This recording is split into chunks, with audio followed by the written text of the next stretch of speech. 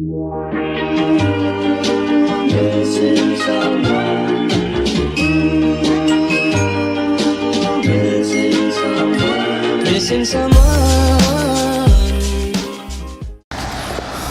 à toutes et à tous, bienvenue dans ce nouveau numéro de Full Politique. Nous sommes aujourd'hui avec Mohamed Fikrioui. Mohamed, bonjour. Bonjour. Tu vas bien? Bien. Mieux que le temps, comme on dit? Ça va, moi le temps me plaît, c'est la période, c'est agréable. Je pense que les saisons doivent vraiment se marquer, même si... Autant? Oui, autant. On a froid, hein. Ah, c'est pas grave, j'aime bien. Alors aujourd'hui, c'est Mohamed qui va nous servir de guide pour le choix pour l'endroit qu'il a choisi. Et nous sommes ici à Gilly, au gazomètre, rue du Calvaire. Pourquoi on est ici, Mohamed? Voilà, j'ai choisi ce lieu parce que c'est le premier endroit, le bâtiment que je vais vous montrer, c'est le premier endroit où j'ai fait une réunion dans le monde associatif. À l'époque, j'avais 16 ans.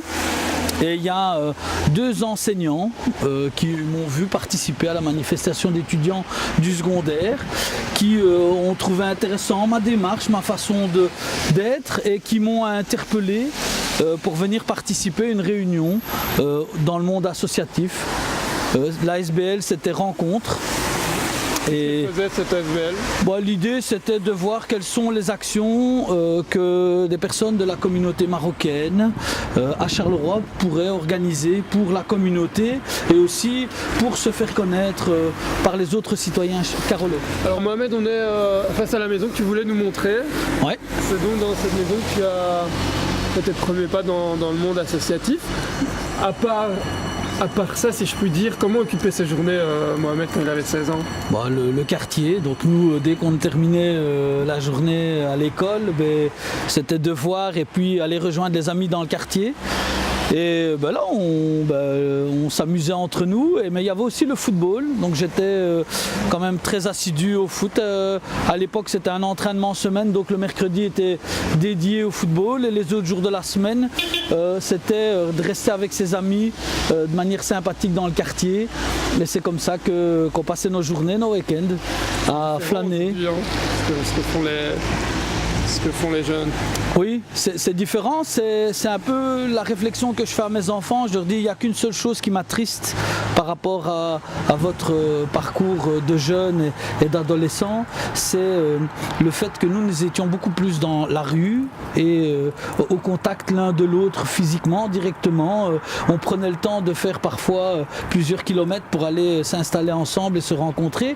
Aujourd'hui, c'est vrai qu'il est possible de ne plus se déplacer autant parce que la proximité elle est immédiate par rapport à son smartphone, mais le contact physique, l'échange en face à face, qui est pour moi le plus naturel, ne se fait pas. C'est vraiment, je dirais parfois agaçant parce que j'ai l'impression qu'il rate quelque chose de très important de ne pas avoir ce contact humain. Pourtant, on va te dire aujourd'hui que le contact se fait quand même via les réseaux sociaux, même s'il n'est pas matériel, même s'il n'est pas réel. Et on se dirige peut-être de plus en plus vers une société qui le fera de plus en plus comme ça. Moi, la virtualité, j'ai un problème avec. Parce que le monde virtuel manque de sincérité dans la relation. Parce qu'une relation, elle ne se limite pas à un échange de messages, il y a aussi le face-to-face, le face-à-face qu'on peut avoir. Et alors, moi, quand je rencontrais un ami, à son visage, je pouvais dire s'il y avait quelque chose, s'il n'avait pas un problème. Aujourd'hui, quelqu'un qui a un problème, il peut le masquer dans sa conversation, on ne le perçoit pas. Tandis que là, à la rigueur, on pouvait avoir une action directe sur le comportement et voire même de pouvoir détecter si son ami ou son amie avait un souci. Et alors notre objectif c'était essayer aussi de rendre plus agréable ce partage citoyen. Tu t'en as parlé un petit peu plus tôt, tu as parlé de football que tu pratiquais déjà quand tu avais 7 ans. Je crois savoir que tu joues encore. Oui, j'ai commencé. Tu as ton âge? 47. C'est pas mal. Ah oui, tant que je peux, je continuerai. Je pense que c'est important de garder une activité sportive et physique. J'ai commencé à l'âge de 8 ans et je continuerai jusqu'au moment où je ne saurai plus courir. Alors tu l'as aussi évoqué dans ta petite présentation face caméra il y a quelques mois. Tu es supporter d'une équipe de foot de Charleroi, Ouais. mais peut-être pas celle la première à laquelle on pense. Ben oui, effectivement, on ne pense pas toujours à l'Olympique, mais je pense que l'Olympique m'a aidé. Par rapport à mon parcours personnel, je suis reconnaissant au football. Je suis reconnaissant au football parce que ce sport m'a permis d'avoir, en plus de mes études, une attache et une accroche, quelque chose qui m'a permis, grâce à la compétition, de continuer à m'investir. Je parle ici tout particulièrement des Dogs de l'Olympique, mais il y a aussi un autre club de cœur que j'ai, mais qui par les fusions a disparu, c'est le MFC Châtelet. C'est le club qui m'a permis de jouer en division 1 nationale en salle à l'époque. Et donc c'est un club qui aujourd'hui, je dirais que le club qui se rapproche le plus de ce club-là, c'est le FT Charleroi, qui par toute une série de fusions a fait que il a disparu historiquement.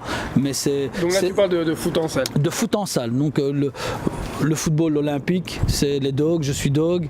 Et en salle, si Châtelet était toujours présent sur les parquets, c'est un club qui, je le porte vraiment dans mon cœur parce que c'est ce qui m'a permis de jouer au plus haut niveau.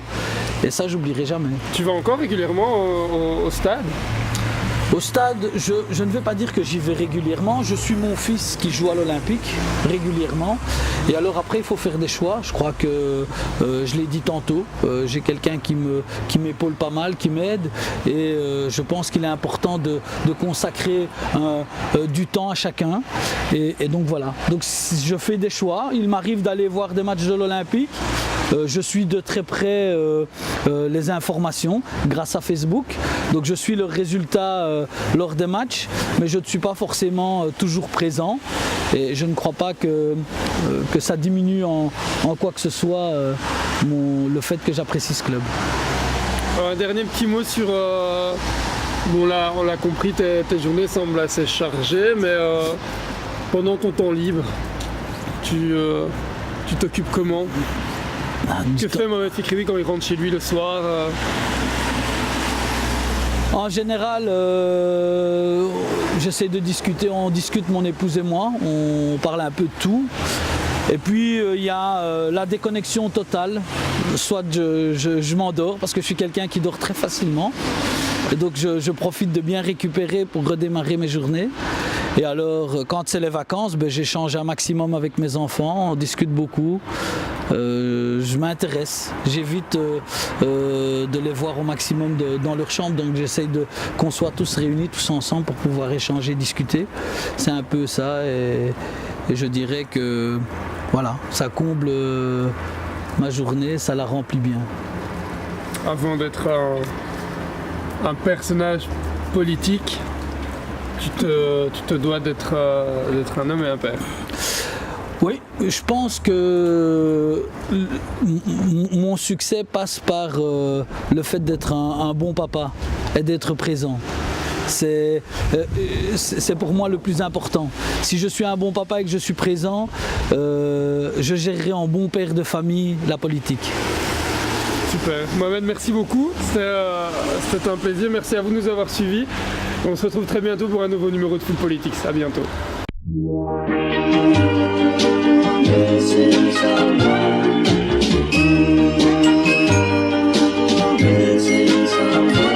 Missing someone